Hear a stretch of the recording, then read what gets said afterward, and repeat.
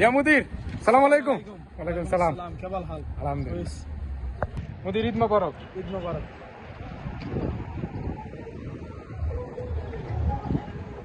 মুদির দেশি তো নাকি? দেশি।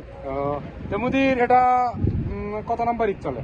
এটা আমার চলতেছে 11তম ঈদ। 11তম ঈদ? 11তম ঈদ। তার মানে প্রায় 5 বছর শেষ। হ্যাঁ, 5 বছর শেষ সৌদি আরবে। আচ্ছা, যাই হোক হাবিবি, এই সৌদির ঈদগুলো কিরকম লাগে? অভিজ্ঞতা তো আছে যেহেতু 5 বছর আছে। আলহামদুলিল্লাহ, আল্লাহ তাআলা ভালো রাখছে। ঈদ চলতেছে, বুঝানি তো মা বাপ ছাড়া ঈদ কিরকম হইতে পারে। তো সর্বোপরি একটা প্রশ্ন, আজকে যেহেতু ঈদের দিন, মুসলিম জাহানের আনন্দমুখর পরিবেশ, ঈদ উল ফিতর, তো ঈদের দিনে আপনি কাকে মিস করতেছেন? ঈদের দিন সবচেয়ে বেশি মিস করতেছি আমার আম্মুরে। আজকে এই ঈদের দিনে যদি দেশে থাকতেন, আপনি প্রথমে কার পায়ে সালাম করতেন? সবার আগে আমার আব্বুর, তারপর আমার আম্মা। আর এই ঈদের দিনে আপনি দেশে যদি আজকে দেশে থাকতেন, তাহলে ঈদের নামাজ পড়ার পর আপনি কি করতেন? ঈদের নামাজ পড়ে সব বন্ধু বান্ধব, ভাই বেড়াদার সবার সাথে মুসাফা করতাম, ঈদ মোবারক জানাইতাম সবাই একটু আনন্দ হয়ে উল্লাস হতো। উল্লাস করতাম। তো আজকে এই জিনিসগুলো কি খুব মিস করতেছেন? খুব মিস করতেছি, খুবই মিস করতেছি। ভাই বেড়াদার সবারই মিস করতেছি, বিদেশের বাড়িঘর সবাই মিস করতেছি। সবার ঈদ মোবারক। যাই হোক, দেশ ও দেশের মানুষ সবাইকে ঈদের শুভেচ্ছা, সবাইকে ঈদ মোবারক।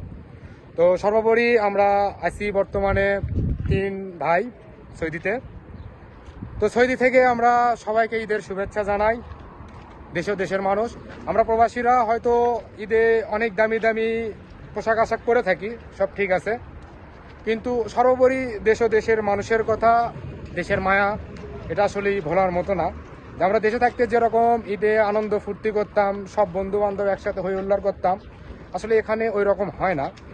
হয়তো আমরা ঈদের নামাজ পড়ে এখন রুমে যেয়ে সবাই ঘুম, এভাবে আর কি প্রবাসীদের ঈদ কাটে। তো দেশে দেশের মানুষ অবশ্যই আমাদের জন্য দোয়া করবেন। আর বাংলাদেশে আগামীকাল ঈদ, আপনাদেরকে ঈদের অগ্রিম শুভেচ্ছা। ঈদ মোবারক। ঈদ মোবারক। ঈদ মোবারক। আমরাও আপনাদের জন্য দোয়া করি, আপনারাও দেশে বন্ধু বান্ধব নিয়ে, আত্মীয় স্বজন নিয়ে, বাবা মা নিয়ে আনন্দের সাথে ঈদ উদযাপন করেন, এই আশাবাদ ব্যক্ত করে আজকের মতো বিদায় নিচ্ছি। আমি ফিরোজ আহমেদ সোহাগ। আপনারা সবাই ভালো থাকেন, সুস্থ থাকেন। আল্লাহ হাফেজ। আসসালামু আলাইকুম। সবাইকে মোবারক।